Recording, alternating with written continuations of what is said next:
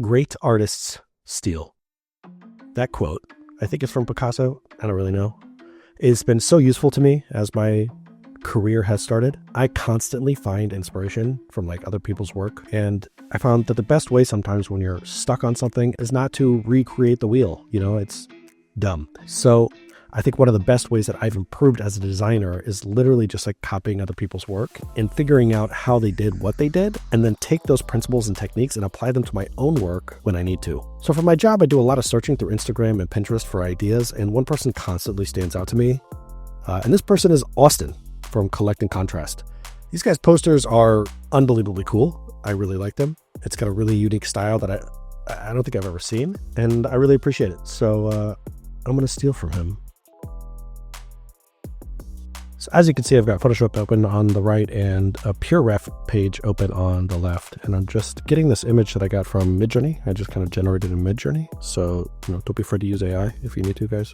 Calm down. And then I tried to make a grid in Photoshop because I figured that was the best way to start. If you don't know where to start from a grid.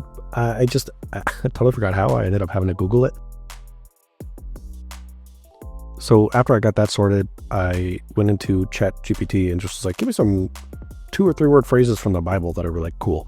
Because I saw that he had so cool things. I was like, I gotta find something cool too.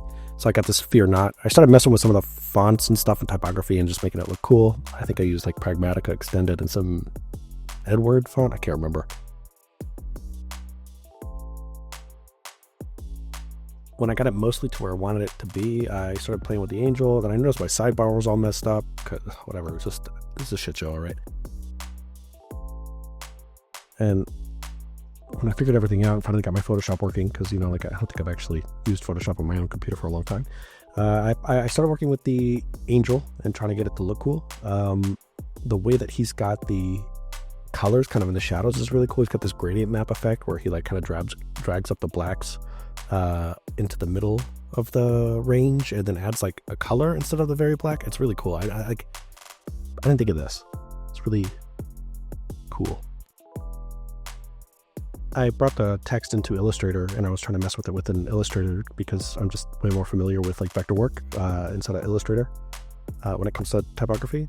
And it wasn't really working there either, so I just brought it back into Photoshop and kind of had to figure out how to do it within Photoshop because I didn't want to copy and paste everything. It was just a big pain in the ass. Once I got that to a place where I liked, I put it back in this position. Then I started playing with kind of layer effects on the angel, and I couldn't get it quite to look right. And I spent a lot of time on this project messing with this little menu to try and figure out what looked good. But in the end, I don't think I really actually used anything there. Maybe a little. And also in the end, I realized that the grid wasn't very good. So I kind of broke out of the grid a little bit and I think it ended up looking a lot better.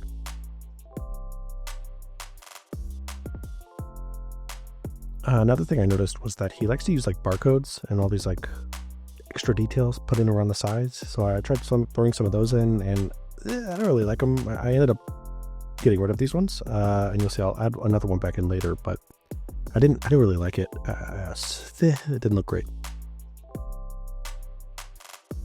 What's awesome about Austin is that he actually has a great YouTube full of lots of really useful tutorials, and I took some of his advice and actually just kind of moved the composition around. So I just copied the angel and put it onto the other side with the same layer mask and everything. So it's just copying the same section and putting it over, adding a little bit more complexity and interest, and I don't know, I think it turned out really cool.